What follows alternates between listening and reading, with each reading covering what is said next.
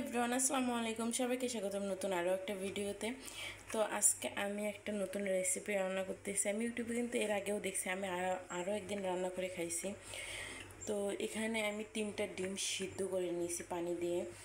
আর এগুলো আমি আলু দিয়ে ভুনা করব। তো আমি এগুলো এখন সুন্দর করে পিস পিস করে কেটে নিব আর তেলে ভেজে নিব। আর এইটা কিন্তু এই আলুগুলো আমি ভেজে নিব, আলু দিয়ে রান্না করব।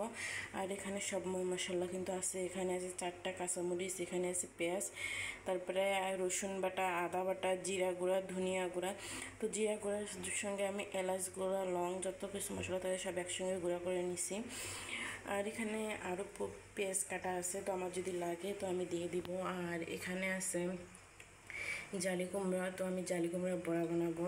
তো আমার ছেলে বলতেছে আম্মু জালি কুমড়া বড়া বানাও খাবো। তো আমি এগুলো এখন স্লাইস করে কেটে নিব, তারপরে আবার এগুলো আমি কিন্তু সুন্দরভাবে কেটে নিছি। আর এখানে কিন্তু তেল গরম হয়ে গেছে।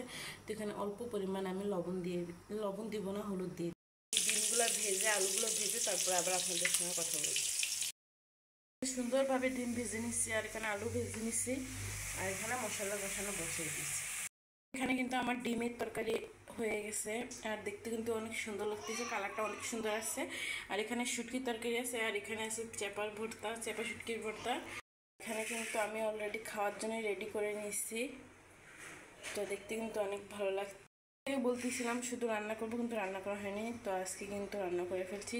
তো যারা যারা এই রেসিপিটা রান্না করতে চান অবশ্যই কিন্তু রান্না করবেন, খেতে কিন্তু অনেক ভালো লাগে। তো আজকের মতো ভিডিওটা এই পর্যন্ত। সবাই ভালো থাকবেন, সুস্থ থাকবেন। আল্লাহ হাফেজ।